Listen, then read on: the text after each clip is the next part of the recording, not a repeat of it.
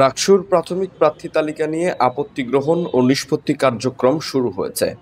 আগামীকাল মনোনয়ন প্রত্যাহারের শেষ দিন, আর 14ই সেপ্টেম্বর ঘোষণা করা হবে চূড়ান্ত প্রার্থী তালিকা।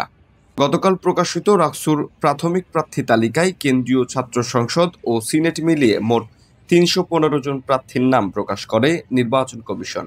এর মধ্যে ২৫৫ জন কেন্দ্রীয় ছাত্র সংসদের জন্য এবং ৬০ জন সিনেট সদস্য প্রার্থী। প্রাথমিক তালিকা অনুযায়ী ভাইস প্রেসিডেন্ট পদে ১৯ জন, জেনারেল সেক্রেটারি পদে ১৪ জন এবং অ্যাসিস্ট্যান্ট জেনারেল সেক্রেটারি পদে ১৬ জন প্রার্থী রয়েছেন। আপনারা জানেন গতকাল আমাদের ছিল ওই মনোনয়ন প্রাথমিক যে প্রার্থী তালিকা, ওটা আমরা প্রচার করেছি এবং আজকে হচ্ছে গতকাল যে ৭ জন প্রার্থী বিভিন্ন কারণে সাময়িক বাতিল করা হয়েছিল, তাদের আজকে আপিল করার সুযোগ রয়েছে।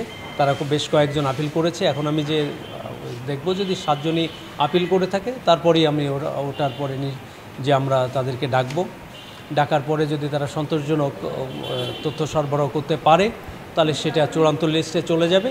আর যদি সেটা না পারে, তাহলে সেগুলো বাতিল হবে। তো আমরা সবগুলো আপিলের অপেক্ষায় আছি। তারপরেও আমরা এখন তো বাজে বোধহয় 11:30, 12টার মধ্যে আশা করছি আমরা এটা শেষ করে দিতে পারবো। যাচাই বাছাই শেষে ৭ জনের প্রার্থিতা বাতিল করেছে নির্বাচন কমিশন। ডোপ টেস্টে পজিটিভ আসা, নিষিদ্ধ সংগঠনের সদস্য থাকা, অসম্পূর্ণ আবেদন সহ বিভিন্ন কারণে তাদের প্রার্থিতা বাতিল করা হয়েছে। তবে এই তালিকায় থাকা প্রার্থীরা আজ আপিল করতে পারবেন।